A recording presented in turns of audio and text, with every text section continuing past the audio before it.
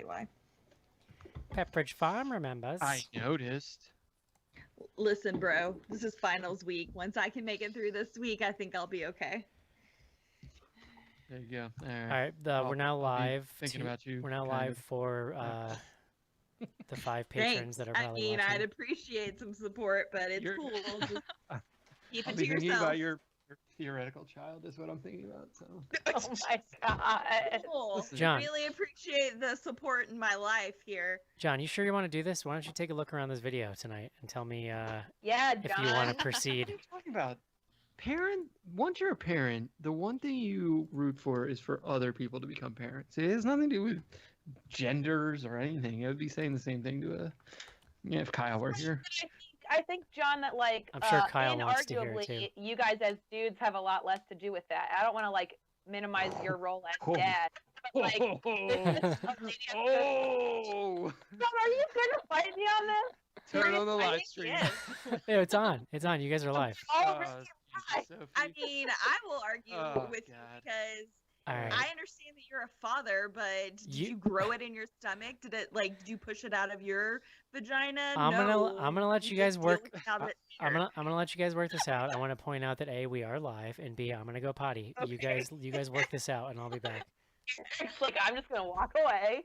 Look, I will give you my standard response to this, which is that if I had had the privilege of growing another human life inside of my body, I would have gladly accepted it.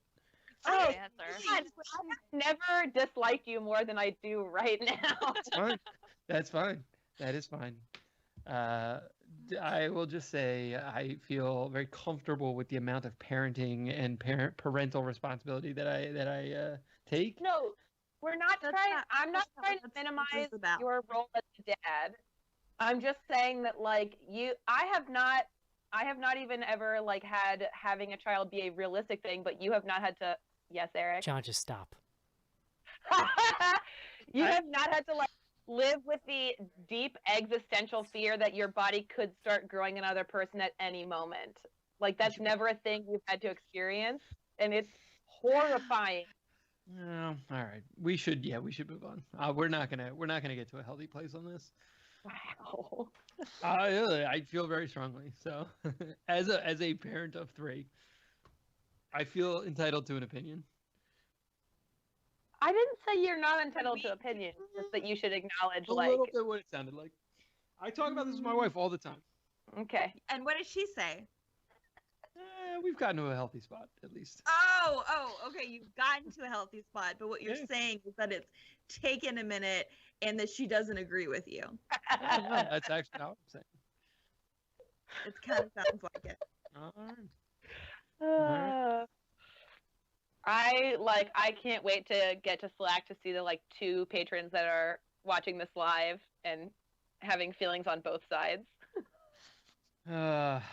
All right. Well, we can leave it. We'll leave it here. Valeska, what do you want to talk about? Not babies.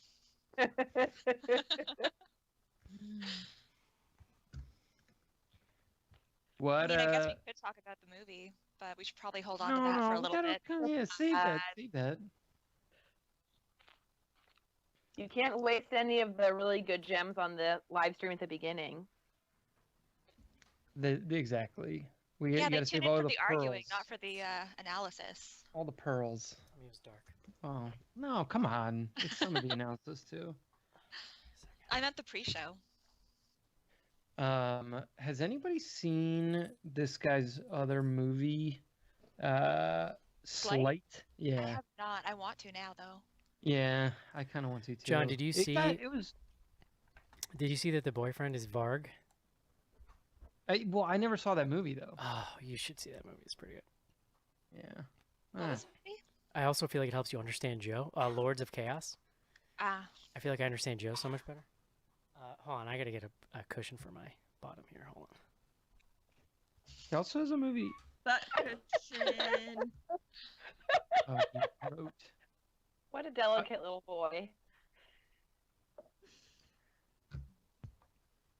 And this guy's doing something? Didn't we figure out last week that he's on the hook for some big movie? Maybe not.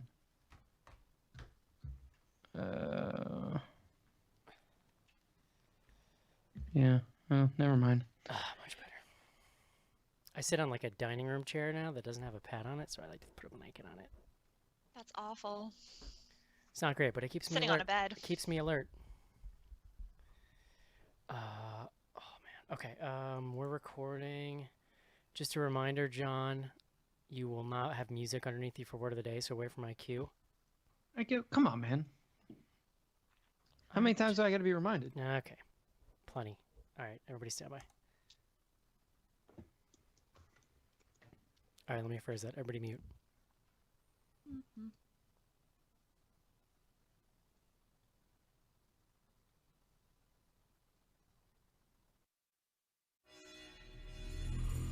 Welcome to Bloody Good Horror.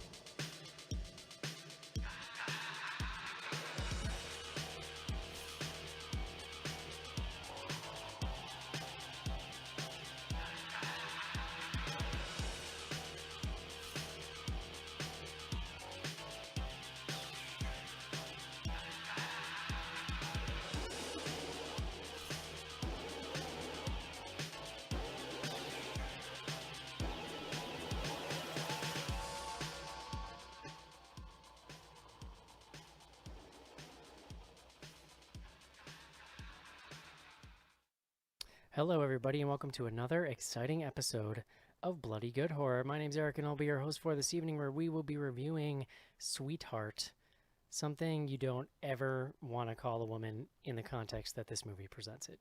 We can talk about that in a little bit. First up, joining me, she's back and alive, coming to us from Hotlanta, Georgia. Please welcome Cece. Hello. Cece I'm tried barely alive, but yes, I'm here. Cece tried to kill herself with a cashew last week. It was a peanut, but I guess it's close enough. Next up on the show, coming to us from the great wilds of northern Canada, please welcome Valeska back to the show. You're still muted. Rookie mistake. Rookie mistake. And it's not northern Canada, but No, glad to be I'm here. saying the northern wild. It's above me.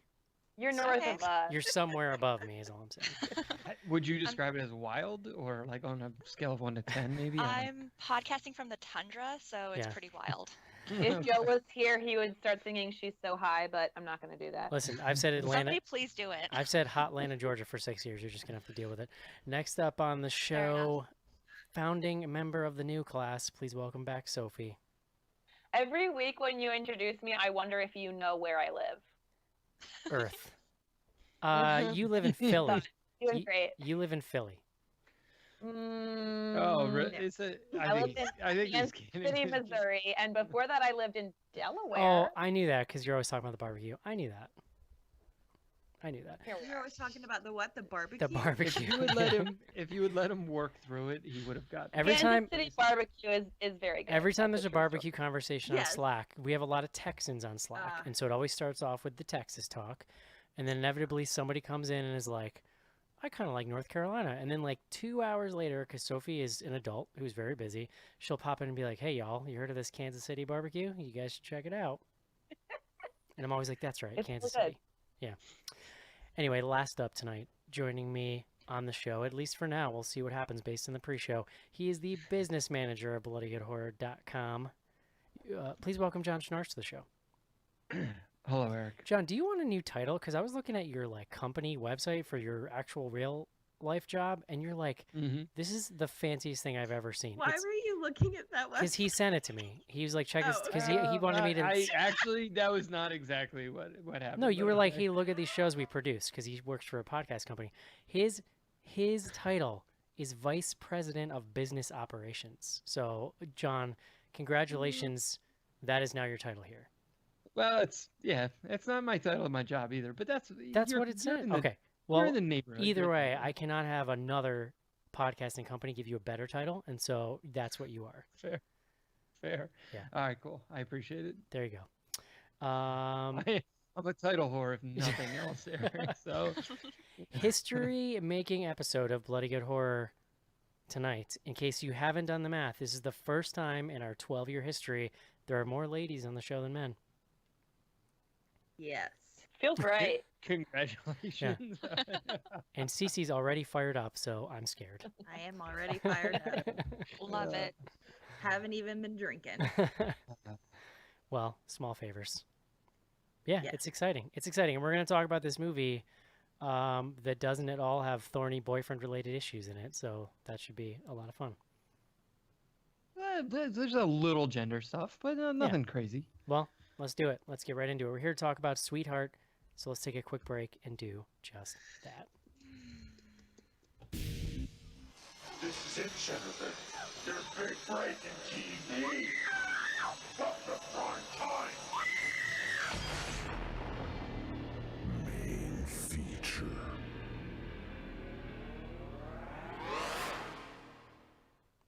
Cece, I don't know if that was intentional, but that was like a perfectly timed sigh. Literally, I sure to go, ah. She can barely Of contain course. herself, and we have not even begun. I know. Good times.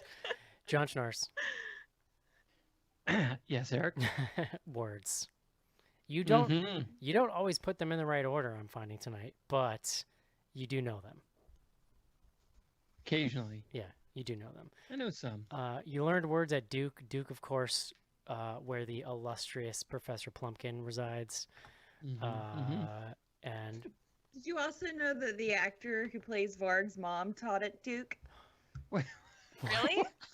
Oh, Stop. shit. wait, like Varg's You I'm stop not it. lying. Varg's mom I just in looked it up. I Varg's looked it mom up in before Lords the of show. Chaos. Yeah, well, and the boyfriend Varg from this movie. Wow. Huh.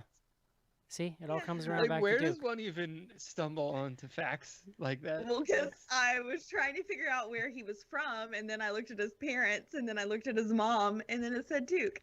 John, do you see her at the Bilderberg thing every year? I don't know. I'm gonna have to look her up under Varg's mom. Did you say build a bird? The Bilderbergs. Come on, Sophie, get up Yeah. on your conspiracy theory, Sophie. Come on. Yeah. That's old school conspiracy theory. Yeah. That's like a. That's like That's, 90s. That's like 90s college. I was gonna say that's an older generation of conspiracy theory from. Still, Yeah. still alive and well, John. If the internet's any indication, it's just like it's just been rolled up into all the other ones. You know what I mean? It's part of the world's Uber conspiracy.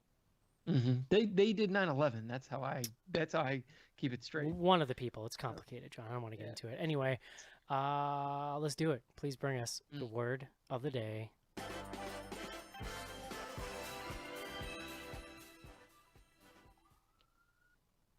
Eric, today's word, Piscine.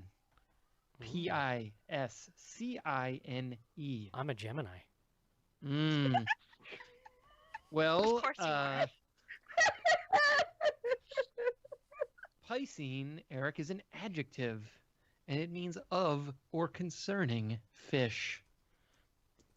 But as you indicated, it does come to us from the same root, Pisces, meaning fish, the Latin, which also gave us Pisces. And what does that have to I do with love this?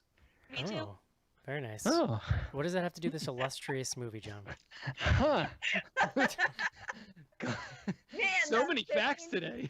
that feigned, interest is just really, it's on point. Yeah. Hey, John. John, tell me about Yes. Sweetheart. Sweetheart. Sweetheart comes to us from J.D. Dillard. It is his sophomore effort. Previous film was called Slight. We were talking a little bit pre-show. I don't think anyone's seen it, but pretty well regarded, well reviewed. Sweetheart it's in a lot of ways it's a really small film. It's the story of a single young woman who we meet as she washes up on the shore of a remote desert island. Her name is Jen. Sorry, I was navigating to the cast page. Jen washes up on a deserted island. There's another person sort of also wearing a life jacket, but he, I'm trying to think, how was he injured? He basically is dying. Oh, he had a sharp thing sticking out of his soft parts.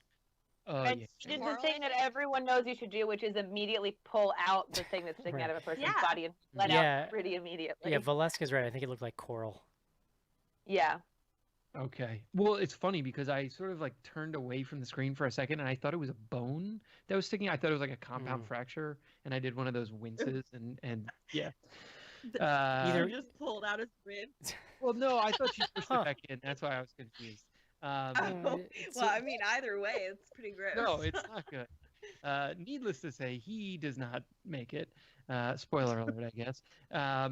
But yeah, I mean, the rest of the movie is essentially her struggle to survive and sort of figure out what's going on in this island. Shortly after her, sort of shipwreck mate, I guess we would call him, dies. She buries him in a fairly shallow grave in the sand. She doesn't have a shovel, so no offense or anything, but and she wakes up the next morning and actually the grave has been completely exhumed and there's just blood everywhere and gore and his body's missing.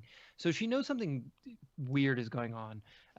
But it takes, after about 2 or 3 nights, she realizes there's something stalking the island essentially. And a lot of the rest of the film is her trying to figure out what this thing is, which is obviously gradually revealed over time.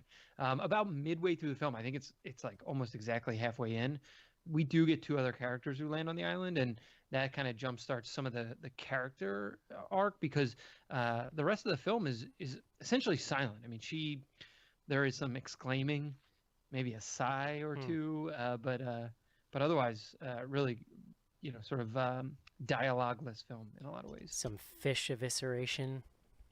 Yeah, she catches some fish. It's very creative. I'm like taking notes here in case I ever get trapped on a desert island. But, Mind blowing. I definitely wouldn't have made it that far. All right, guys. Cece, welcome back. What'd you think of this movie? Yeah. I really liked it. I didn't know anything about it whatsoever going into it. But I thought that the lead actress was phenomenal, and I definitely think that she helped carry this movie. I'm not sure that a different actress would have kept me as enthralled. I definitely think that I kind of read your email thread before I finished watching the movie, which kind of, I think, helped in my You always do that. I know, sorry. It's, I like spoilers, I guess. I definitely think that helped the interpretation of the film for me, but I still really liked it. I thought the visual effects were awesome. I like that, we get to see a monster. I liked the monster design a lot. And yeah, I enjoyed it. Valeska, what'd you think?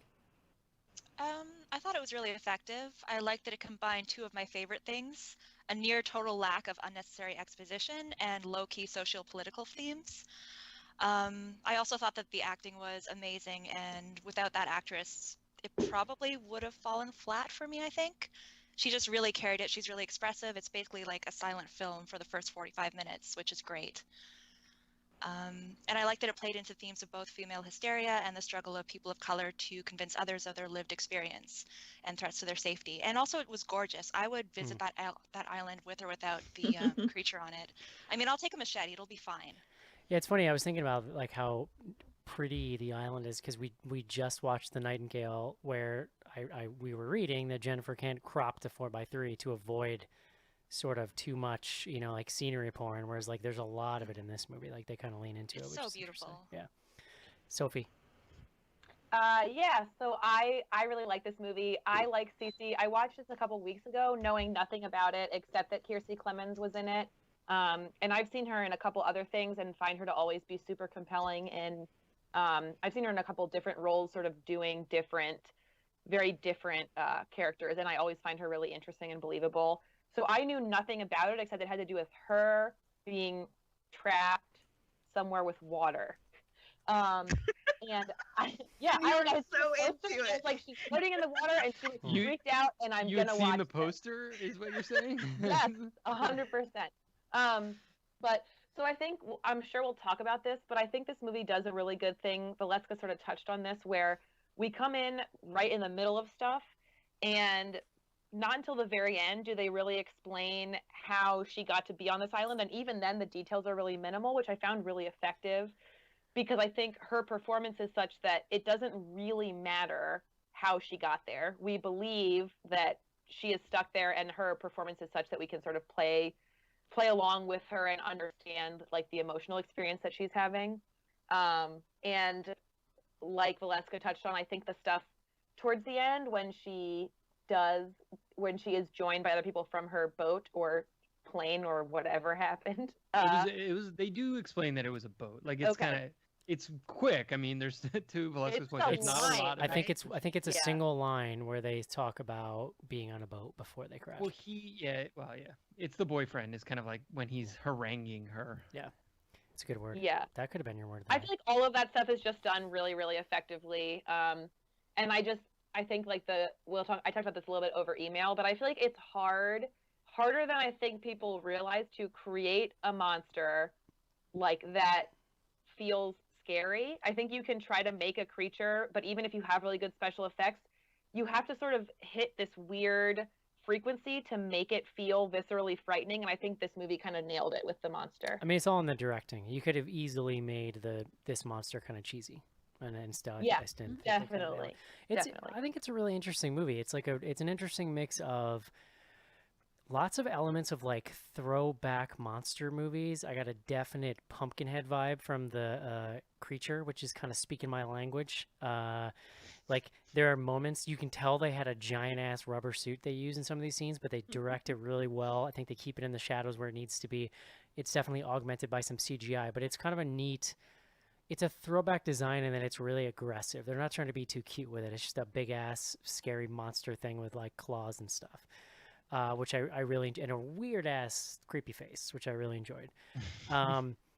So that's really neat, but then also like it is a little non-traditional in its narrative. We're not given a lot of information, as has everybody's kind of said. It's very non-verbal for most of the movie, at least like 40 minutes or so.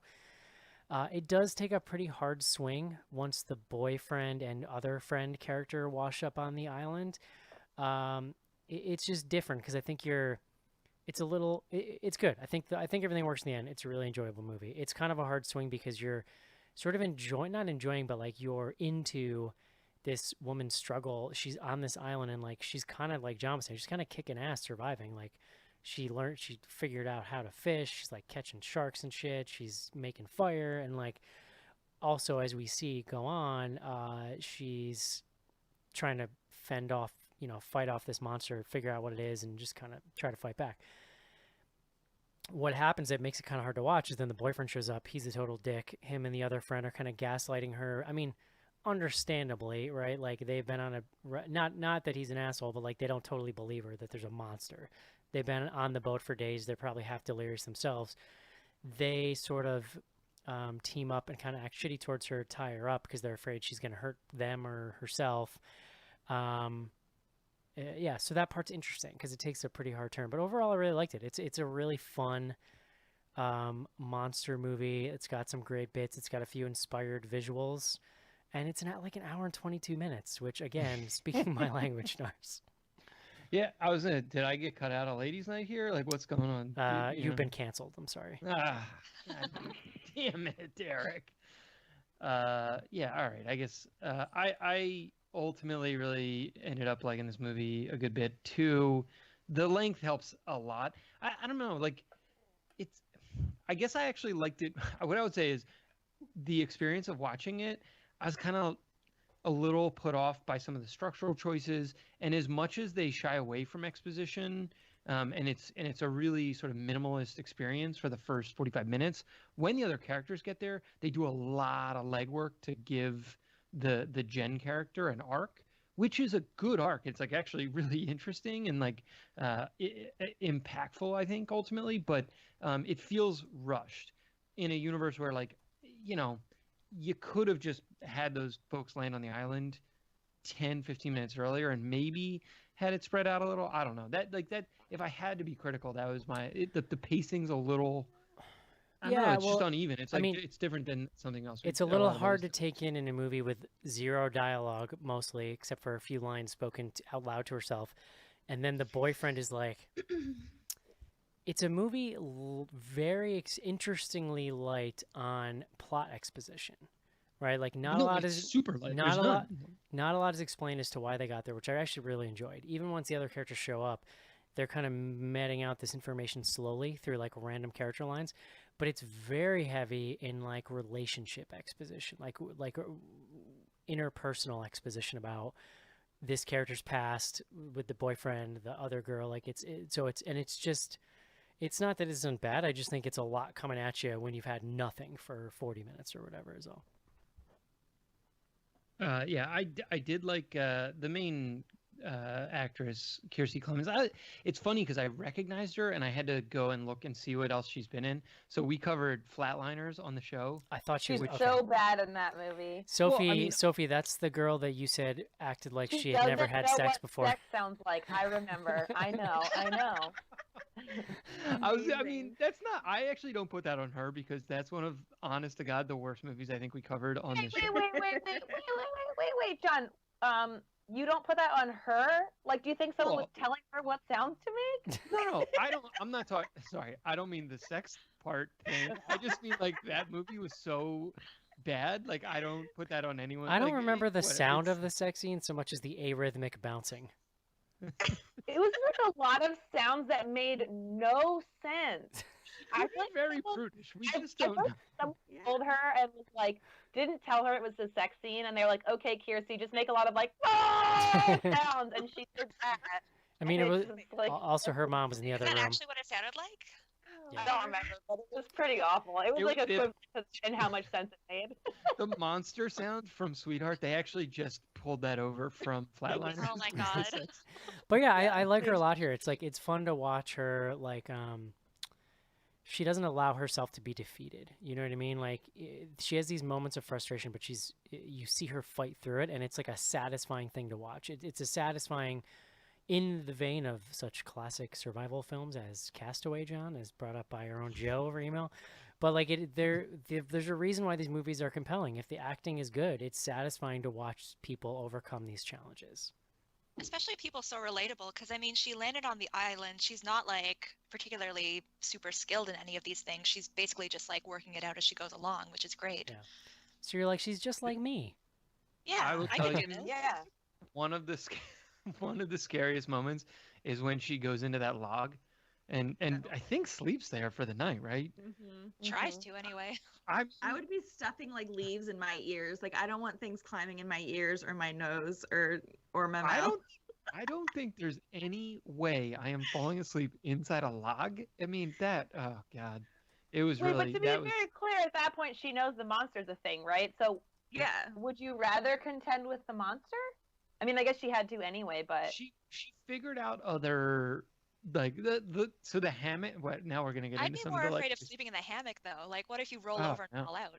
No way hammock. Come on, versus cramming yourself into. no, a you're log. in there. You're in there. Once you're in a hammock that high, you're not getting out unless you like put a lot of effort into it. There's Yeah, probably yeah. lots of She was so deep into that log. I'd be She afraid was of literally in the middle of that. it. Like here's So my deep in that log. that doesn't make sense. Here's my problem with the log is that's where bugs live. Yeah, right? no. I don't want them climbing in my nose or my ear. Like, That's like dark. Eric, can you please make a good like after we're all done recording this episode? Can you just record John for a good 15 minutes talking about physically where in the log she was? and Just how deep. that is- Well, when she comes out, it takes her a lot of work to get out to the point where you're kind of worried that she's stuck. I was very concerned about the log. Log is But it like saved her broken life though. oh. It did save her I life. mean, I thought that she got crammed further into the log if we're going to discuss it because the monster started hitting the log. Did anyone else did anyone else feel like the monster gave up too easily when she was in the log? Like he had her there. He must have. I mean, he was hitting the So- thing. I think This he's is really another- lazy. He's not used to having to work for food. Yeah. Well, here's the other criticism I would make, like, because the monster. So he makes a decision. The director is it J.D. Dillinger? I want to say his name. I don't Dillard. know. Dillard. Dillard makes a decision to not explain the monster at all, except for the super spooky hole, like just bottomless pit in the ocean, Yeah, which that was was super. cool. I love that sequence. Yeah. Yeah. The problem with that is that you kind of there was a lot of times where I was asking the question, for example, she's hiding literally 3 feet away from the monster under a branch. The monster can't see her. It can't smell her. The monster, like, you're kind of like, come on, you would know there's a person there, you know? There's just a level of like it allows you to kind of like paint the picture, and it actually makes it a lot scarier, obviously, to Yeah. not explain the monster. I think that's a best practice, I would say. But in some situations, you're kind of like, I think I would have killed her by now. But I I mean, don't know. during the stakeout scene, had just been given like a dead shark and then also like a dead half of a torso. Yeah. So Yeah, maybe it no, just doesn't want to overeat. it was it's true. It is Yeah. it is a very finite appetite. No, it was really just there. It's like the first or second time she sees it, and she runs into the forest and basically just like crouches. I don't even know if she's hiding under anything, and you kind of hear them. It's before we'd even seen the monster, and I don't know. That was the one part where I was like, I don't know, probably dead by now. But We don't know what otherwise, his vision is like, to be clear. what's that? We don't know what his vision is like. No, well, we don't know. I mean, listen, the charitable argument is that it has no good senses. Like, it can't see anything, it can't smell anything. But most animals would have found a person hiding 2 feet away. I do think like though, 3 like feet. I mean, it's interesting. Even the monster part of it is kind of thin, but I think it's helped by the fact that it's well directed. Again, like I think they, especially in the beginning before it's really been revealed to her, there's a lot of great noise, like sound work, and like things kind of skittering around in the dark that I really enjoyed. And there's just really brilliant scene. I think it might even be the first time she sees it, where we're in the beginning and she is really just trying to survive. And I'm not even sure she's seen the monster yet. But then at night, a plane flies over.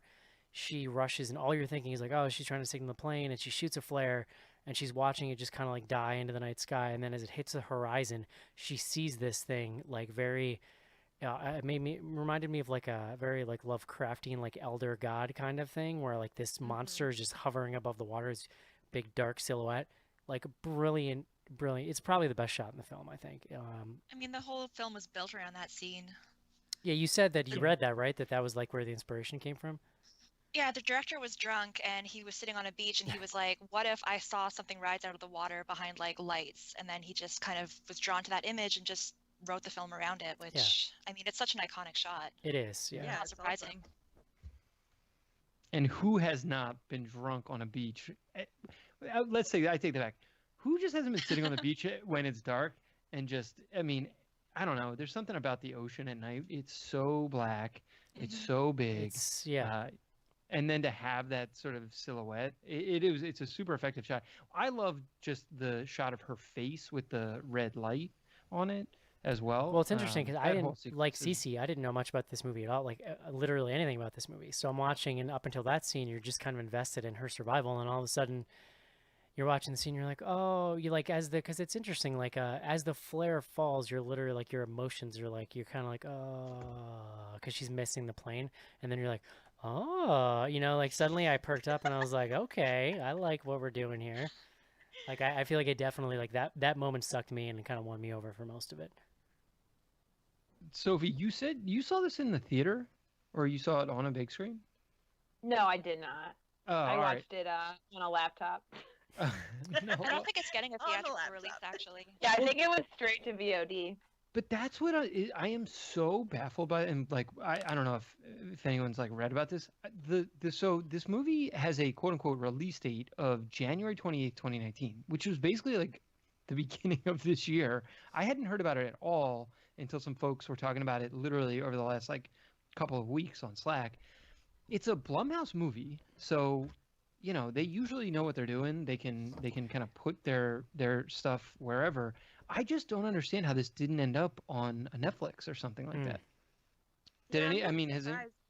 Oh no, I haven't read anything about it, but I am really surprised that it wasn't picked up by Netflix or even Shudder, because I feel like it would have done. Oh, this I'm has. not sure yeah. how well it's done, but I feel like it would have gotten really good traction that Yeah, way. this has Shudder exclusive written all over it. I feel like this is right up their alley. Yeah. I think so. I could be wrong. First of all, I think this didn't become available on VOD until maybe a month ago. Yeah, Um, that makes sense. and I'm I'm now saying something that Jeremy told me, so I don't know where he read this, but what Jeremy read is that because this was so successful in the first couple weeks it was on VOD, that I think Netflix has picked it up now. It just hasn't migrated over yet, Yeah, but I think it's interesting. going to be on Netflix soon. Yeah. Gotcha. I mean, this is a really fantastic, like, I'm bored and I got 90 minutes to burn. Yeah. You know, like I'm gonna watch a fun little thriller on a Sunday or something. You know? Oh, if you have 79 minutes to burn, I think you Well, probably. We have a Get little through bit it. of time though. I want to kind of laser focus in on this third act a little bit because things do change pretty drastically. It becomes a much more like interpersonal movie. Thoughts on Varg there? Varg, the boyfriend, Sean. I just have to say, I hate this dude's face. Dude, I hate his voice. I hate his face. He's so I hate the way he smarmy. walks. He's so I hate his smarmy and I hate gross. his breathing. Is he that bad as Varg? Like, was he? Oh, Yes, Varg is he such a that as Varg, Varg too. is such a piece of Like, shit. So Yeah. it's I know. hilarious because this guy, I did not watch Lords of Chaos, so the only thing that I know this actor from is he was in Brooklyn with Saoirse Ronan, and he's really good in that movie. He's just I mean, he's got and a he's a very likable character. He plays a very different person. So he has range then. Because Varg is a horrible person, and then this dude is the quintessential douchey boyfriend who gaslights his girlfriend into like being submissive. So I get it. Like I totally understand. I'm glad that he's not that way in all of the characters. when he you start plays, when you but- start getting typecast like this, do you just stop and be like, oh, what's happening? Like, what are they trying to tell me? Yeah. What do they see in me? Like- And what does it say about Yeah, who like I am? do I have a wiener face? Is that what's happening? Well, I want to get into something. Eric, can you tell the good people what you texted me about the believability of this couple? Because I want to have this conversation. Sure, let's on have it. Friday. Well, no, it's just really interesting because like you really like the lead actress by this point in the movie. You're like invested in her journey, and it's like great. And then again, it's like this hard swing of these characters come in and they immediately question her. They start gaslighting her. They don't believe her about the monster. And immediately the boyfriend's kind of true colors come out that he's clearly, he's like, he puts her down a lot, I think. What would the kid say? He's negging her a little bit when he gets on this island. And there's clearly like a relationship imbalance. I texted Sophie, like, I just don't see any chemistry between them and I don't really buy the relationship.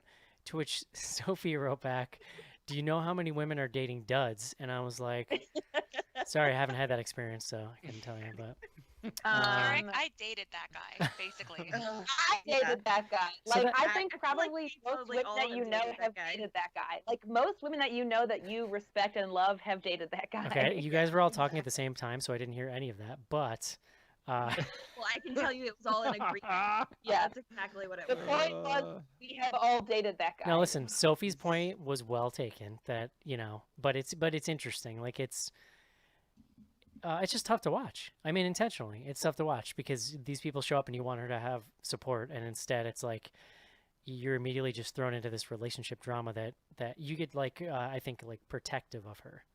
Mm-hmm. Well, and I appreciate that, like, there's such a delicate, like, for as straightforward as this movie is, like, we don't get a lot of exposition. We don't get a lot of, even backstory of her on the island by herself. Like, we see that she's very self-reliant, that she can, figure out these things. She's surviving for these days before her boyfriend and the friend show up. And when they show up, she's so excited to see her boyfriend. She's so excited to see her friend. Like, you can tell that they all have relationships with each other. So it's really interesting, the balance between friendship and this like intimate relationship that, when you're three individuals stranded on an island together, like, it doesn't matter what kind of ties you had before, like, all of a sudden all of those change completely. And I really liked that it was so subtle, but there's such a, I don't know, it was very underhandedly played, and I appreciated that. I mean, the nice thing is like they don't get to linger being shitheads for too long because very quickly the monster kind of reveals itself, like, which I was happy about. Like I don't Yeah. like when it's a big drawn out thing when I know the thing and the character doesn't and is acting like a dick. So you get the satisfaction of like them being wrong like pretty quickly, which is nice. Well, the economy of the screenwriting here is really good, and I was making the comment earlier that there's a lot of exposition crammed into that dialogue. And so what the sort of counterpoint I'll make and what I liked is sort of, to Cece's point, how quickly and how effectively you are kind of brought up to speed on both the history, but also the sort of relationship, like the emotional relationships. I think in some ways the boyfriend and Jen, their relationship is almost less interesting than the other girl, who is like, for me, I actually disliked her more than the boyfriend. Although the Oh, yeah. boyfriend was like, the boyfriend was obviously scuzzy and like kind of a piece of shit. And I think Valeska made the point earlier that it does raise a lot of sort of like questions around, or highlights a lot of issues around power imbalance due to gender, but also sort of like socioeconomic status and race even potentially. But the the other woman is like, just also, she just, I don't know, there was something about her that made her so detestable, because she Well- like, well, she immediately sides with the boyfriend Yeah. in a way that's, it's like shorthand for, and I guess maybe underlining the sort of the same sort of socioeconomic and racial elements in Yeah. the relationship. I don't know. It was really, I thought that was very effective in the way that was deployed. I do think there's like Yeah, an aspect. agreed. I do think there's an aspect too, though, of like what the movie doesn't tell us what the two of them have been together, but I think in a really intriguing way hints at it. Like we see blood in the lifeboat, and there's a bloody knife, and like something went down in this lifeboat. And so, while I definitely agree with you, John, like that's the definite undertones to that, I think that there's an argument to be made too that like whatever they went through on that boat probably bonded them in a way that then makes her the other girl feel like an Yeah. outsider to whatever they have now, you know. What? Sorry, can someone tell me, what do you think happened on that boat? Because I actually did not have a theory, and my thought was that it was just like they cut something out of the film. I At the have last two. think I have. they were on the boat with Zach. Zach Yeah. saw the monster. Yeah. He was telling them about the monster, which is why they say later on that she's starting to sound like Zach. They obviously Yeah. murdered him. Right. I think you can see stab wounds on his torso when it Yeah. washes up much. Okay. Okay, you All right, are that tracks. much smarter than I am, but that makes sense. I did not catch it. No, there was a comment about you're starting to sound like Zach that I like. I missed that. When it happened, Yeah. I just was like confused. It does make a lot of sense. Well, I was also confused when that second body rolled up. I'll be honest. I thought it was the first dead body that disappeared from the grave, and just like half of it was coming back, because they were both just kind of like Well, for a lot white- of them, for a white lot. male corpses. Oh, that was a were- really great reveal, though. The half body, that was pretty sweet. Yeah. For a lot of the beginning, though, I kind of just assumed there was a plane crash or something, because bodies are washing up and you just don't know. Like, I don't think And you. luggage. There was And a luggage. Yeah. Yeah, like I didn't think a boat right away because of the big suitcase. and it's a while. Mhm. Like, I don't think you get the boat reveal until those two characters show up. Yeah, although she was in a bathing suit when she washed up, so And Well, I also, the thought it life was like jackets are a- different from the ones on planes, I'm pretty sure. yeah. Oh yeah. I like how she's So on was it it. just a romper? I like how she's I on a was- desert island, but she gets several outfit changes, which is nice. No, I she was love all of wearing her a outfits. bathing suit and denim shorts and like a cover up, Yeah. and then when she gets the suitcase, she gets a different bathing suit Well, and at one point she's literally in like that a. had like more support. So I was very in favor. Yeah. of that. But I- like I appreciate how that was handled. Like I really appreciated that, even though she gets these outfit changes, quote unquote, like they're still very practical, and you can see her going through, like she pulls out this really frilly dress at one point and she's like, there's no way I need this. So like I appreciate there's still some I some enjoyed. thought into like, do I? I enjoyed the athleisure outfit that she wore at one point. That was I nice. want that so A bad. nice floral print. It was good. It was a nice hoodie. I respect the hoodie game. Hmm. So. I mean, what better way to survive on an island than in comfortable attire? Mm-hmm. Agreed. I wondered though, like, was it somebody else's? And then I was like, that's kind of weird, I guess, because it's a very like, it's not just like you're wearing somebody's T-shirt. Like that kind of clothing is like very like form fitting, and it's just like if it was someone else's, you're just like all in there. Like I I don't Only- know. think thought that's it the belonged last to the thing to other think woman. about. Yeah. Yeah. Well, Yeah. Only checked- Eric it- on a desert island would be concerned spent a about lot of whether time someone thinking about else's it. personal parts had Yeah. been near this fabric. Most people, wait, to be very clear, Eric, most women like wear underwear under their athleisure outfit. Yeah, but there's still a lot of skin touching someone else's Not Eric. clothes.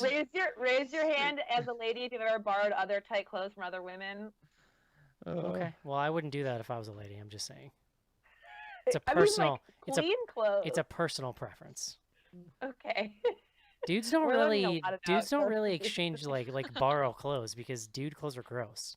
Like nobody wants to wear other dudes' clothes, right? John, back me up on this. But no, I borrow clothes all the time. I don't Okay, know. that's weird. I don't. I am. This sounds like not an Eric welcome to problem. share. Who the hell are you Yeah, do not borrowing let me clothes share. from, John? Are you a hobo? Wait, what do you mean? If you, I don't know, if you're like somewhere and you run out of clothes, I don't know. You never. Okay, we're gonna ask Joe about this when he gets on later. But I Lord. also like the idea that John is like constantly running out of clothes, so he's like always wearing like someone's dad's polo and Yeah, next meetup, John, I'll bring some clothes for you to try on. Okay. I mean, John's like Mario Lopez in Holiday in Handcuffs. He's just wearing all Little- kinds of. None of it's gonna fit. a Newell brother tummy shirt, little. Oh Lord. I can cook something up. Oh my I've got- goodness. You know, Yeah. you're probably. The next BGH meetup, John is not allowed to bring any of his own clothes, and all the other BGH guys bring John's wardrobe for the trip. I'm with it. Amazing. I'm with it. Let's do this. Patrons, hold them to it. I am Listen, gonna I'm not above wearing a exclusively. lady's, I'm garment exclusively either, bringing so- dog clothes. Oh, John, I have so many outfits for you. If there's Yeah, an send us your athleisure there, measurements. you know, all right. I am can only make this. bringing dog clothes. Okay. Before we move to fan mail, bring Joe on, and just totally derail this show, is there any other smart things you guys wanted to say about this movie? I just want to mention that it's really funny that they actually couldn't get the creature costume into the water because it was made of foam latex. So everything that's in the water is CGI and everything that's on the beach is real, but they just had to keep them like certain number of feet away from the water at all times. Amazing. That's love super that. fun. That's very Bruce the Shark. It sank to the bottom. I don't know. All right. Yeah. I mean, it's not. This is kind of the thing. Is like there's not a lot to it. Like there's enough, but it's not. You know, it's not the Nightingale, where you have 4 hours of material worth to discuss. But yeah, it's a fun No, little it's- yeah. little romp. Some of the monster vibe. It's weird. I don't know. This is more of a comedy, but a couple moments made me think of Tremors. Just when she's kind of like fighting the monster. Like there's a lot of good fighting versus rubber monsters in Tremors that kind of reminded me of this. Yeah. It also could see kind of that. looked like Nessie, the Loch Ness monster, which made me kind of feel sorry for it at one point. So that's there too. See, No I one- was getting a lot of like Shape of Water vibes from the monster. Oh so yeah. Every maybe time that's she what it tried to was. kill it, I was like, but what if you guys just make out? Why don't you just use your live boyfriend as bait and get a water boyfriend? Get you a water boyfriend. No, no one else responded when I said that it looked like the Zora from The Legend of Zelda, but It does. you know, It does. so it goes, I guess. don't No play one- That's video from Still wants to respond to that. Ocarina of Time, right? From the Water Temple. Yeah, well, they're in new one too, Breath Yeah. of the Wild. I quit that game. It's too much. Yeah, it's good times. But yeah, it does look like the Shape of Water man. It's a man. We're going It's with a man, here, man. right? Man, He Okay. has a It's he has gendered. a dick. got a fish dick. The water dick. Fish He likes sticks. his Fish fish dick. dick extra crispy. I have to go. Trust the gardens, fisherman. All right, guys. Would you recommend Sweetheart Valeska? Yeah, 1000%. Watch it now. CC. It's great. Yes, definitely. Sophie. Yes, definitely. Person who borrows other man clothes. What did you think? Not quite 1,000%. I'll go with like just a straight 100% recommendation. Okay. Fair enough. Yes, I also recommend this. Especially if you like kind of old school monster movies and don't get enough of that because they don't make enough anymore. I recommend this. It's good times. All right, guys, let's take a quick break and do some fan mail. Somewhere in deepest space, all hell is breaking loose. They cut the power. How could they cut the power, man? They're animals. Get them out of there!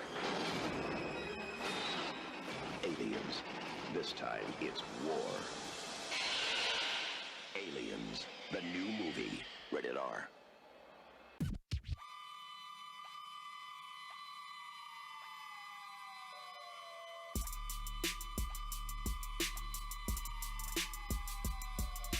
This is Diane Franklin from Better Off Dead with Bloody Good Horror.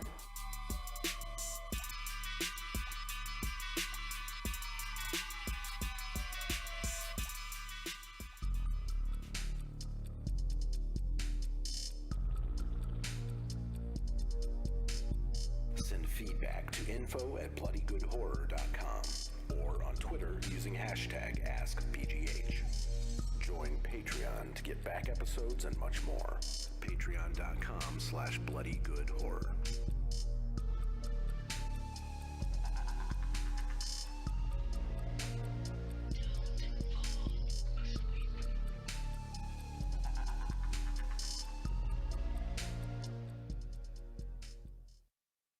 And we're back to do some fan mail and welcoming back our very own Joe. Oh, willkommen, bienvenue. Joe, I have to apologize. I was supposed to have known that you were going to be back this week, and then I forgot, and we already planned this lovely lady show here, so you were the odd man out, Joe, so I'm sorry. Well, to be fair, I only told you No and John, John left, so now Joe can be here. I only told you and John like 6 or outnumbered 7 by times. Hey, ladies. I'm speaking. All right, can you stop talking over me? Joe, I swear to God. Hey, I love you, can't handle but I a will lovely not lady have long. you. you guys, you've had your time. All right, 2019's coming to a close. All No, right. I don't want to talk to you. Put Leslie on. You're outnumbered in your house. You're outnumbered here. 2020, Joe, the year of the man. Is this what you're postulating That's right right. That's right. Woof. now? Joe, We real got a big election coming up. Joe, real quick, but before I want to get a little Disney wrap up here in your vacation, but just a quick question just to gauge where you're at, because we just had this conversation. Would you borrow another man's clothes for any reason whatsoever? No, absolutely not. Yeah, It's disgusting. exactly. Thank you. John does. Did you want to know that about your friend? From oh my God. It's just men. He just says he Joe. borrows clothes from men. I don't know. He didn't really explain. Like where? All right. Just I random- support you, John. Conversation. This conversation is being No, I wholly think that- misrepresented. No, I no. need to know your feelings on Varg in this movie. Oh, I hate. He was awful. He's unwatchable. I think we discussed this on email. So I watched the movie. If you guys want to do like a 3-hour show, I've watched the last 3 movies that we've done.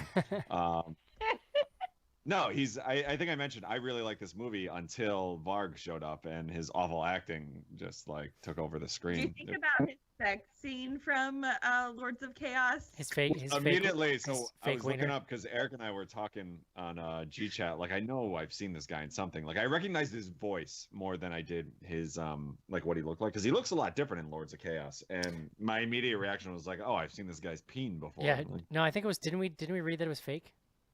was it? That's what I I think we speculated. I don't know because it was girth. There was some. We had this conversation anyway. What you're saying is he had a real fish stick. Yeah, I think the real important thing is here that John borrows clothes from people on the subway. yeah. What? No, I want to hear more about this, John. What sort of disgusting filth are you doing?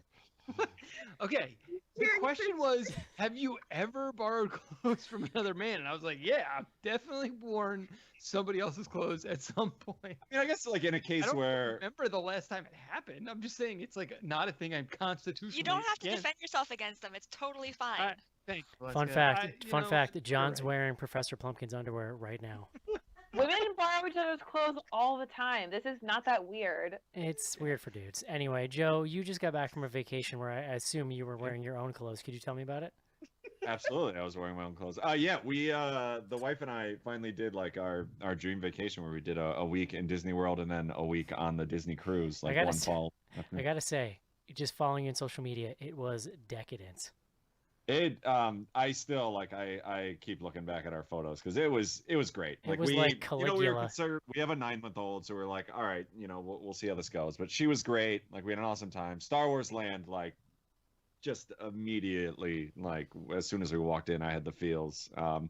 We went. So I won't go off on too much of a tangent, but we did Hollywood Studios, which is where Star Wars Land is, twice. Then the first time we kind of just hit it up, looked around, and then the second day, the young or oldest 8-year-old and I got up at like the crack of dawn and went at 6 a.m. where they had like extra like hours for people staying on property, and like you line up, they let you in, but you can't go into the area yet, and then like 15 minutes before, they have stormtroopers come out and like march everybody there, and like music's playing throughout the park, and like they walk you right up to the Millennium Falcon. Did Like, you it cry? was It was amazing. Like, it was awesome. It's interesting because I've seen the Star Wars world. Like, does it take you out of it though that you're just sitting around all of these like sweaty, out of shape tourists? Like, I don't know, you know what I mean? Like, you're trying to get into the vibe, and you're just like some Not at all. kids I mean, crying so next the to you. amazing thing is the way that they built this thing is like, so you're still in Disney World, and there's like a giant Epcot ball. There's Tower Terror and Hollywood Studios, but they built it so that like these mountains surround you, and it blocks out everything else. So literally, like, at no point do you look to like your left and see like Space Mountain or anything. Like, it's just you don't see anything, and you truly feel like you're kind of separated. Like, Leslie and I even mentioned, like, the first time we walked out of the area, like, I completely forgot I was in another park. Like, and they set it up as like this transportation center, so there's like people coming and going. So like the whole idea is like everybody around you is there like visiting also. So like it's the whole vibe. Like we had drinks at the cantina, and it's like everybody's kind of passing. Like, you had drinks. Oh yeah, absolutely. A lot everywhere. Listen, yeah, it was great. It was awesome. Like, Joe, I you're can't really recommend soft enough. selling the fact that you drove like cross country with a sub 1-year-old baby. Well, yeah, I mean, so we left on Saturday morning, and when I say morning, I mean 3 a.m. Like, I got everybody up, loaded them in the car, From and Chicago. like we drove there. Yeah. So, and then after the cruise, we got back. We got off. I want to say we were in the car by 8 and drove all night and got back at like 3:30 in the morning. Yeah, it was like the full like Griswold experience. I loved it. It was great. I cannot imagine even being away from home for 2 weeks, let alone that vacation. But it looked amazing, Joe. It was real weird. Like, I've never been away that long. Like, so Disney, like, you're still kind of connected, but like once you get on the boat, like, you don't have internet or anything. Like, Yeah. I couldn't even check work email if I wanted to, and it was kind of awesome.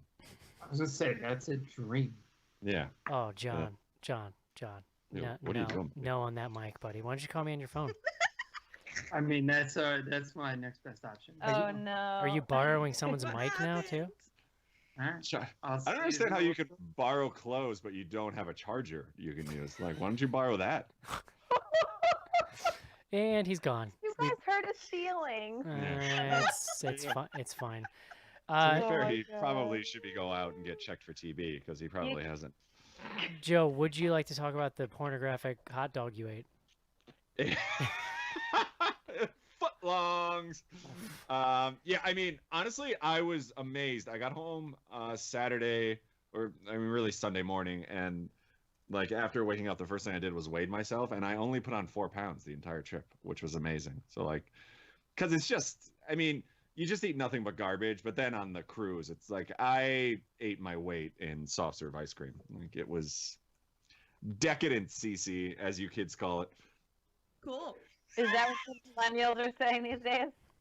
I see is that a claw there or a Truly or something? This is a Smirnoff spiked Oh, sparkling that's right. That's seltzer. what you're into now. Are you back on the keto Guido diet here? I've been trying the last couple of days. I've had a couple breakdowns at work with the snacks, but yeah, I think we're back on there. Okay. Well, it's tough once Do you do the little pee test like Vinny does? See, that's the thing. Like, Leslie and I always watch, and we're like, I don't think Vinny's really keto because, like, one, he's eating and He's doing his thing, swilling and, booze.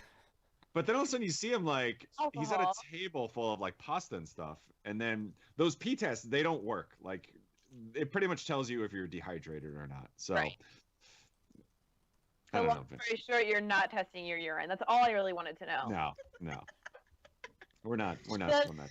Did you set your alarm to be Pauly D just yelling like "Wake up, Keto Guido" whenever you get up in the morning? Oh yeah. I Did do. he say keto Guido? Keto, yeah. Keto Guido. I Yeah. don't have it here, but I have it at work. I have like direct from the Jersey Shore store. My Very nice. wake up, coffee mug There you go. Amazing. sold to friend me by went to Danny. Germany for Christmas, and I told her that I love the weather in Germany this time of year, and she did not think that was funny. Do you think kids nowadays even know about the original Jersey Shore, Joe, or do we need to like teach them about it? I mean, I think they're all Floribama Shore now, right? Like that's what they're. That's Floribama's like the millennial version. Like everyone's talking about their feelings and stuff. It's weird. You know that Snooki called out Floribama on Jersey Shore Oh, Family really? Reunion, I- like one of the episodes where they like especially trashed. She's like, "Come on, you guys, pull it together. We're not Floribama."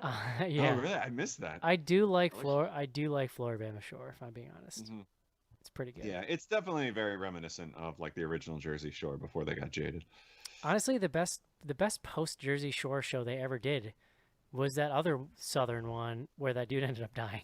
And then went Oh yeah, Party Down South. Yeah, or no, that What did wasn't he what it was die called. of?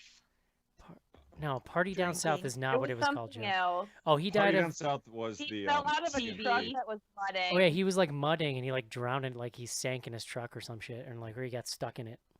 I thought he fell out of the. I thought he was in the back of the truck and got flung out. Oh god, that's worse. Or maybe I don't know. It's all bad. I It's don't not know, great. something like that. He was Also, a bunch like, of them selling crank, a right? bunch of them got charged with like selling pills. Yeah, it's a good time. Yeah. All right, info@bloodygoodhorror.com.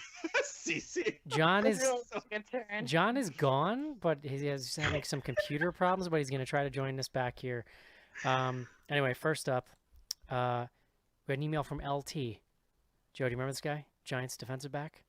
I was gonna say, Yeah. is that the sportsman? I'm sure. He The says fridge? he said the fridge. Brian Okay, Bosworth? Cece. All right, LT says, "Hey guys, just ran my Spotify 2019 wrap up, and it showed you guys a handful of times. You didn't make number one because when I started using Spotify to listen to podcasts, I was already all caught up on BGH, but discovered a new podcast through Spotify and went and listened to all of their backlog. Anyway, just thought you might like to see it if you haven't already for some of your other listeners." So he sent us in his little Spotify image thing that had BGH on it. John, it had one of your company's shows on there too. Oh, very nice. Terrible or whatever that one is. I'm terrible. Whatever. Did you guys see this? I don't think that's one of ours. My Favorite Murder did like a $10 million deal or some nonsense. Yeah, with the... Yeah, sure. Dear God. Is that the John, one? why don't you do that for us? Yeah. Well, but we're in conversations. Well, you only get that kind of money, Joe, if you work tirelessly week by week exploiting people's murders. Yeah, I guess. I don't know. Yeah, and ripping off other people's journalism. Woof, woof, woof. They give credit to the people whose articles. I was they going to got. say, yeah, they were never accused, at least that I ever heard of doing And that. So for $10 million, I'll 100% do that too. I don't. I'll say I wrote it. Line them up. All right, next up. I actually have a lot of thoughts about that deal, but I assume no one wants to hear Nope, them. So don't care. I only want thoughts. I only would like to know who you're borrowing clothes from, and that's it. Yeah. Next Who up. you're going to your hobo clothes swaps with. It's like a meetup. You just exchange clothes with strangers. I like it, Joe. We should start this. Leslie and I, have you ever been in the dollar store and seen they've had underwear and wonder who would possibly buy that? And now you know it's John. Yeah. Yeah, dude. People don't want to spend a lot of money on underwear. Come on. Yeah. Okay. Anyway, Not so next crazy. up, this is from Christopher Gardner. Chris is a big slacker, so shout out to Slack. He says, guys, great job in the Nightingale episode. I really enjoyed it. That being said, after listening to your review, I know for certain I will never see this movie. It sounds amazing, and part of me wants to watch it. It sounds like a powerful movie and story that was executed with precision, skill, and empathy. But I've never been a fan of the rape revenge subgenre, and I don't think I can watch something with this level of violence you guys described. It seems like everyone on the show really enjoyed or appreciated the movie, despite the hard-to-watch portions. Have you guys ever watched a movie that you would have normally stayed away from but watched for the sake of the show/site? And are you happy you did because of its merits? Which movies? How has BGH helped shape your cultural consumption for the better? I always go back to Serbian film, and I wouldn't have watched that, and I wished we had. Honestly, Serbian film might be the only one that I've regretted. There's been a lot of tough watches over the years, but like Nightingale's a great example. Like, what a depth of experience you get from that movie. You know what I mean? Even if it's really difficult to watch. Like, well, and I mean, I'm sorry. Go ahead. No, I was just gonna say Serbian film is the only one that felt too over the top disgusting for me. Yep. Yeah, I agree. 100%. Oh god. I didn't watch Irreversible for the show, but I watched it a really long time ago, and I'm still like, when I think about that movie, it still like shakes me up just because it's so intense. But I'm still really glad that I saw it. Like, it's still an incredible movie. It's just, it takes a lot of prepping to sit through it.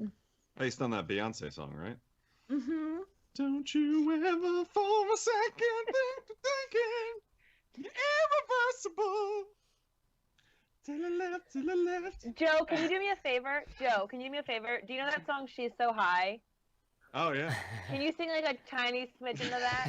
Is that the one in the She's Peloton commercial? Hi. She's so Eric, high. Can't I'm gonna have to. Aphrodite. This one goes out to Velasco. You're gonna edit this part, right? Huh? That's that part. I'm gonna have to. Yeah, I think Free. I'm gonna have to pull some You're gonna turn it treble. up. Pull some treble out of this She's episode. high society. This was a great callback, and you have to leave it in. All right, We guys. just haven't licensed the material. I worry we're gonna get taken down. One more episode. Yeah, yes. Joe's rendition was so good it's gonna trip the YouTube copyright censors. So proud of us. Next What's up, that, the Zazoozle or whatever that thing is where you can hold your phone up and it tells you what song it is. Sam. Shazam. Vuvuzela. God, you're so old. I think Joe was naming a demon. Zuzu over here. You get the Shazoozles over here, you kids. John, now that you work for Big Podcast, are you just like a podcast narc now? Big podcast. I like it. No, yeah. He does. He We're does not work. that big. He does work We're, for we're Big not my Podcast. favorite murderer, Big. So, Whatever, No, don't senior worry, we don't VP of whatever. All right, guys. Last email of the night. This one from my friend and yours, Professor Plumpkin, who so worried about him. we do not know. Or her. We do not. Yes, him or her. We do not know. Next, he says. She says. Who can say? Jonathan. Hey, say. As I sit, thank you, Cece. As I sit in my conservatory sipping a fresh round of ghoul wine, I have just opened the inestimably kind gift you sent. The antique Knicker Ascot pin will be treasured accessory that I'm excited to wear this season. It filled my heart with lachrymose sentimentality as I recalled admiring a similar pin when you and I visited the regional Weihnachtsmarkt so many years ago. Wait, why were you doing anything with your professor? John. The gesture to an antediluvian colleague from your past is completely beyond prediction. As a person of similar Bavarian lineage, I hope you are enjoying the special traditions of our heritage. Did you set your children's shoes in the hall for St. Nicholas Eve? I know that the tradition of rebarbative Krampus was a personal favorite of yours during your time here. I confess that I do hope you have continued to reprise this role in your adulthood. I recollect several occasions of hearing that a shadowy pronged figure stalked the campus in the nocturnal hours. While others have attempted to continue the work you began, none have equaled the dread you created during your time. I like The vocabulary is I'm outstripping really Eric's reading questioning abilities. John and Professor Blumpkin's relationship. Like, Yeah. I'm really curious, like, what all this free time spending together was really about. I'm guessing. Trading clothes. Yeah, I'm At guessing what there was point some. did college John cross the line? Yeah, I'm Is guessing. this like some girl on a train nonsense, John? Definitely. Okay. I'm just my saying there was dream. definite clothes swapping happening. How many episodes of SVU did you two watch together? Right after Madden. I apologize for the non Enough sequitur. for them to buy each other ascot pins. Is this where you first learned to share clothes? I On the apologize. show, I made that joke first. Oh, damn That's it. true. She did. Sorry. All right. Let me Come on, it's Joe. It's not really something. let me to brag let me on. continue here, guys. I apologize for the non sequitur, as my mind is wont to diverge onto its own path when given convenience. So I'll Yeah, about John naked. Jesus. I'll, I'll close by What is wishing. happening? Settle down. Cece. Jeez. Gosh. I'll close by wishing you and your audience a wondrous holiday season. I will raise a glass of Fewer Zangle Bowl to your health and success this season, and look forward to further There's wisdoms. No way that's how it's pronounced. No, I'm pretty sure that was right. And look forward to further wisdoms in the coming year. P.S. Don't forget to hide your Weihnachtsgurke in the tree Christmas night for one lucky child to discover. Oh my god. Yo, Wait, Joe, is Zangle Balls the what you were trying to talk about with the phone app? So, I don't know. Yeah. No, it's the phone.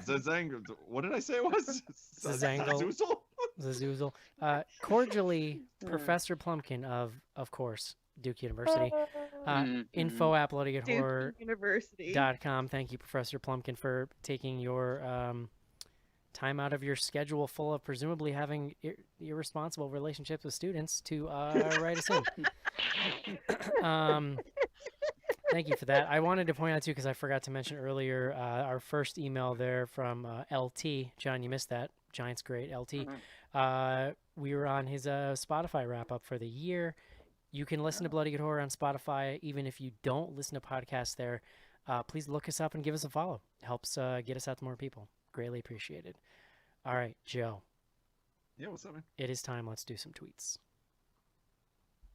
I don't know why I stopped like there was going to be music there. That I felt like there should be some sort of intro. There's no tweet music. Tweet, tweet, tweet, tweet. Joe, I could make some if you'd like tweet music. I love that. That would be great. Sugar pie. First up from our good friend Ben Warrington. That's Ben_Wyro. Hi, guys. What films from the French extremity genre would you recommend and why? Big love from the UK. Extremity genre? Is that what they call like that wave of like new wave like French horror films? I'm double checking to make sure I pronounced it right, but yeah, that ones like intensity or high tension. High tension. That would be like Them and like Murders. Yeah, Them. Inside. I think Inside was probably the best of all those movies we saw. Although I did like Them a lot too. I would go Inside as well, and probably High Tension. I mean, High Tension is really I feel like good. a lot of people would go Martyrs. Yeah. Okay. Yes. Yeah. Martyrs is really great. I was gonna say, Lord, this might not be suitable for the air, but I have a great story about a client of mine recommended High Tension to me. What? He knew I liked horror movies, and he kept telling me to watch High Tension, and I knew Sophie, we should tell people who don't know what you mean when you say one of my clients. So I work with people who are on death row. So one of my clients is a huge horror fan. Valeska knows this because he gets every issue of Grimm and loves it.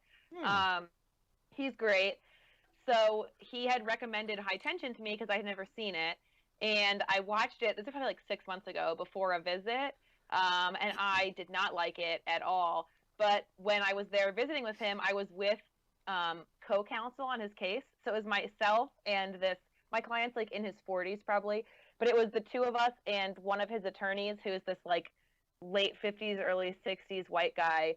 And he had stepped out of the room. So I said to Lee, like, oh, I watched High Tension and I have mixed feelings. And I was trying to express to him that I didn't love the scene at the opening where the guy is like pleasuring himself on a decapitated head, which is both unnecessary and then like when the twist is revealed, that part doesn't make a lot of sense and like doesn't need to be there. But I was trying to like say that, insinuate that, and then the attorney walked in and my client was like, I don't understand what you're talking about, and I had to be like, the scene where the guy is like blowing himself with a dead head, and the attorney was like, what? And I was like, Mike, I'm so sorry, we're talking about a horror movie. I had to be like, I'll explain it to you later. It's fine. My apologies. I meant to talk about this while you were out of the room. Yeah. There was that one we watched that was really bad, too. I'm trying to remember what that one that was very, like, I don't remember. There was a very bad one that was, like, ripping a lot of, like, Texas Chainsaw Massacre vibes. It was by Xavier Gens or Gens or whatever. Yeah, that was bad. It was Frontiers, wasn't it? Frontiers, yeah. That one kind of sucked. Ratatouille. That one's not that great. Ratatouille. Classic. Love Ratatouille. Carry on, Joe. Ratatouille ride coming to Epcot, John. If you're interested. I was going to ask, so there's not a current Ratatouille situation in there? There is not. I think there's one in Euro Disney, and they're building it in the French Pavilion in Epcot. Makes sense. Get to it. All right, next up from Hoagie Lover. That's C.O. Flanagan, and a coherent one for just throwing a curveball. Yo, what game show would you most like to compete on?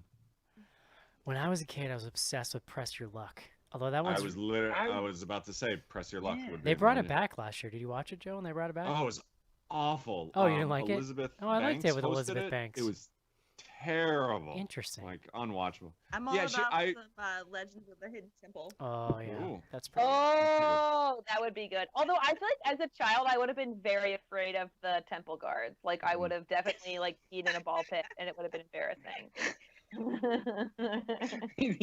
The other children were making faces when they went into the ball pit.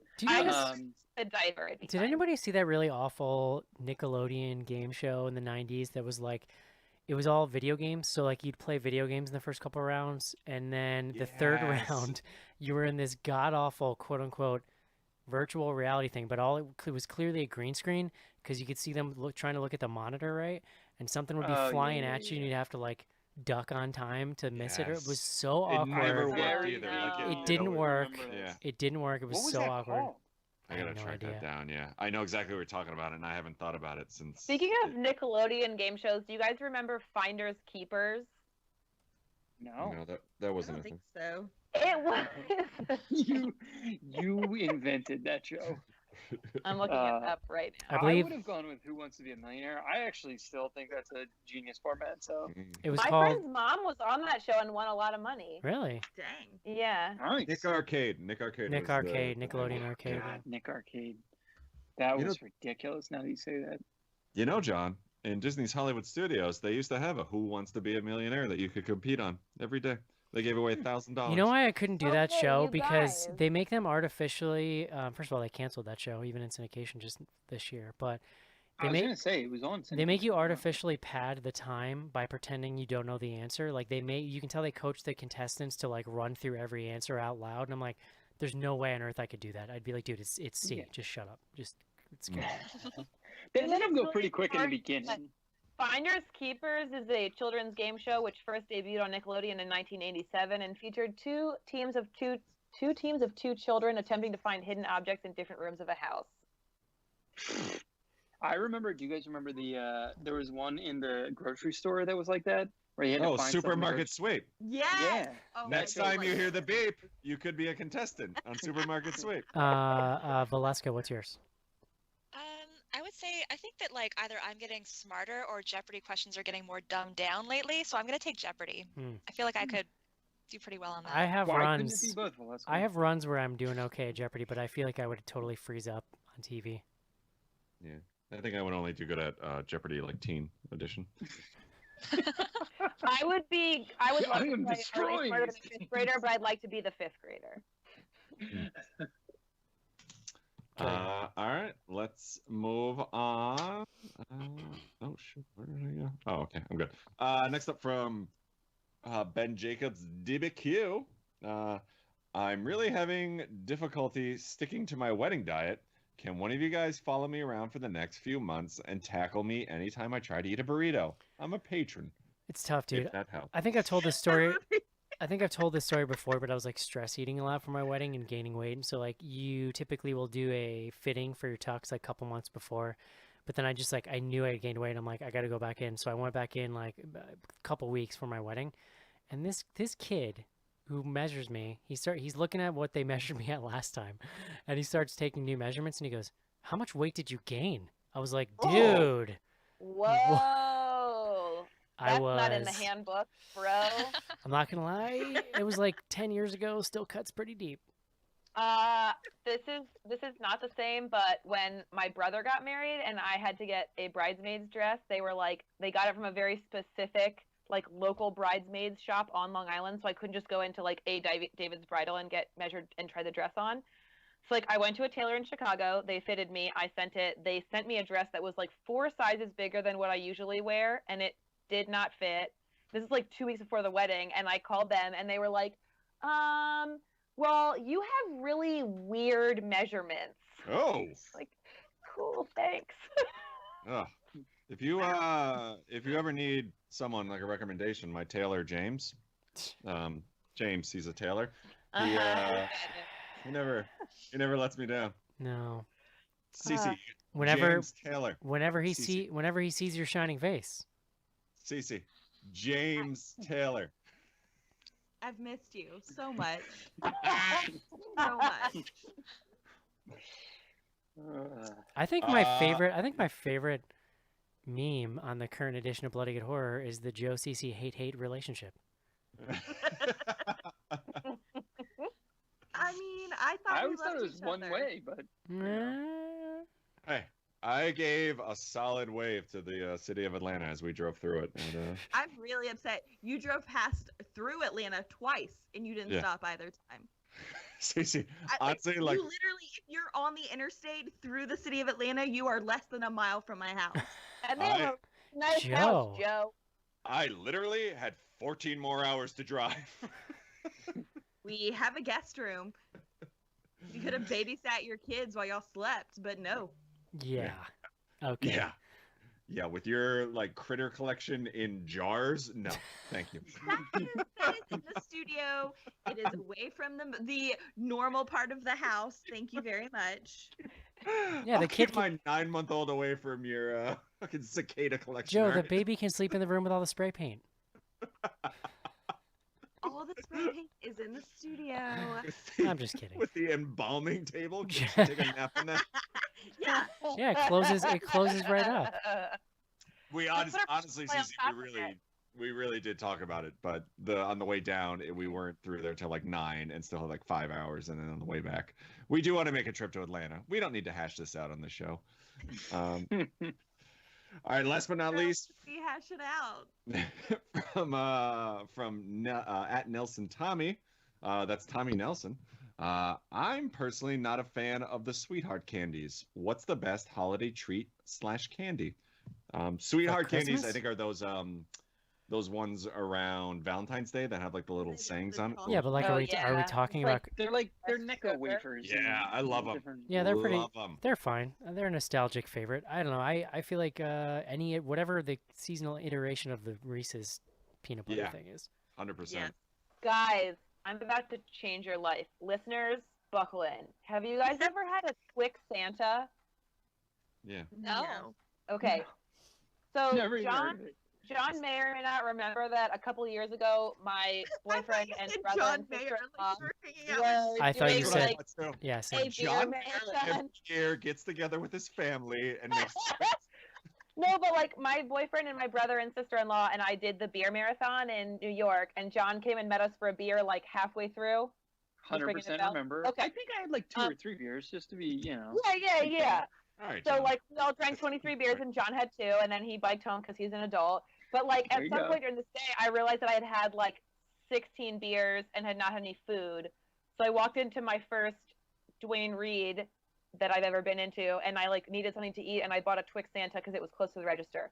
Guys, if you've not had a Twix Santa, the ratio of caramel, because of Santa's like rosy cheeks, there's more caramel to fill his little cheek pockets. And I I mean, swear to I'm God, here for that. I like it's both of those best things. candy. I have very strong feelings about it. My entire family is like thinks it's very weird, but it's a real thing. So get you a Twix Santa and then tweet me about it.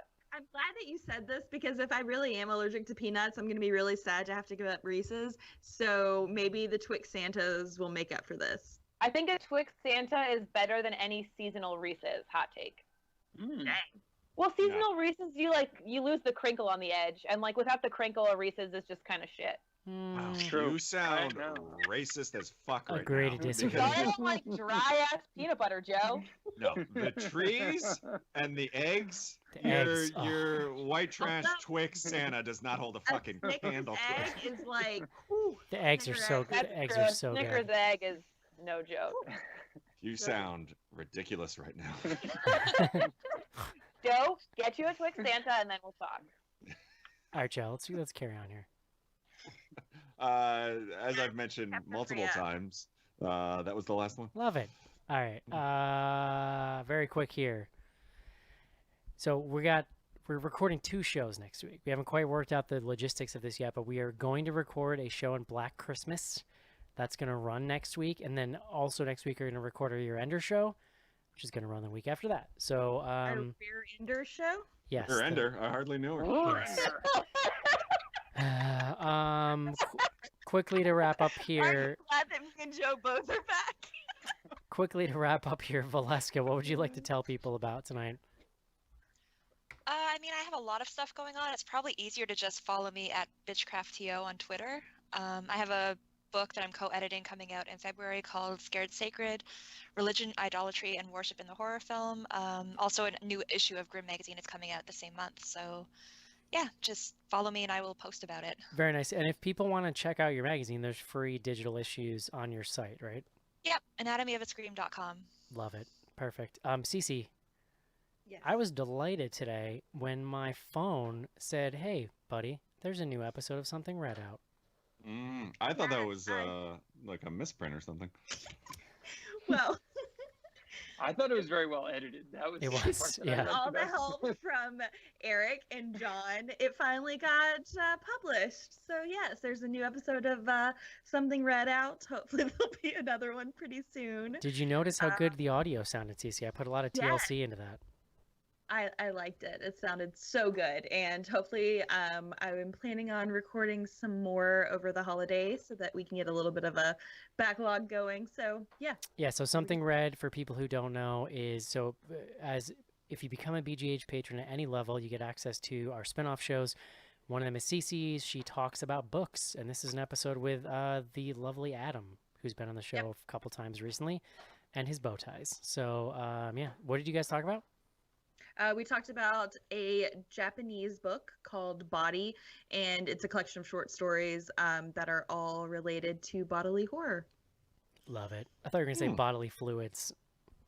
I mean, there's some of that too. I figured. Sophie, you had something you wanted to mention? Yes. So when this episode airs, the thing that I'm talking about will not be available yet. However, you'll be just days away. So my sister and I are starting a podcast. It's not directly affiliated to BGH, but if you like what I say here, you'll probably like what we say there. And if you were at the meetup in October, you probably got to meet my sister and enjoy her just being like a fun drunk mess. So we're starting a podcast that discusses horror from a female perspective in a very low-key setting. Sort of the goal is to have it just feel like you're going out to brunch with your girlfriends and talking about movies.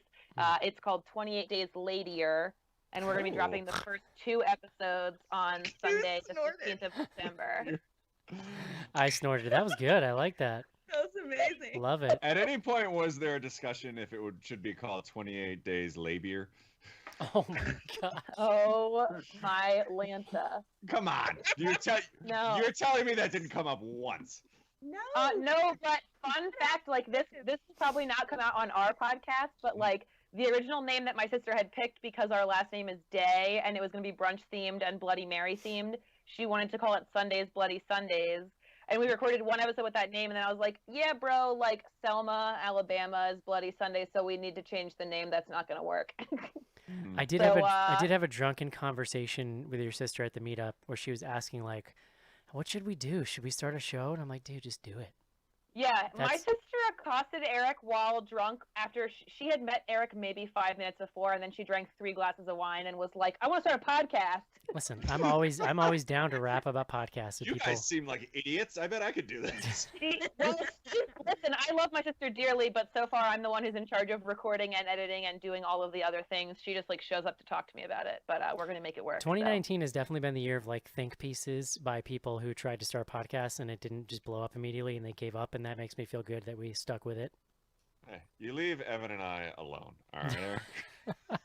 Your podcast was a true delight, Joe. Actually, I didn't even watch Housewives, and I listened to almost every episode of your podcast. In fact, it just was fun. People email us like literally today thinking we're the Real Housewives podcast. So oddly enough, yeah, we got that, and Evan and I were actually texting back and forth last night, and I think we may actually record this weekend.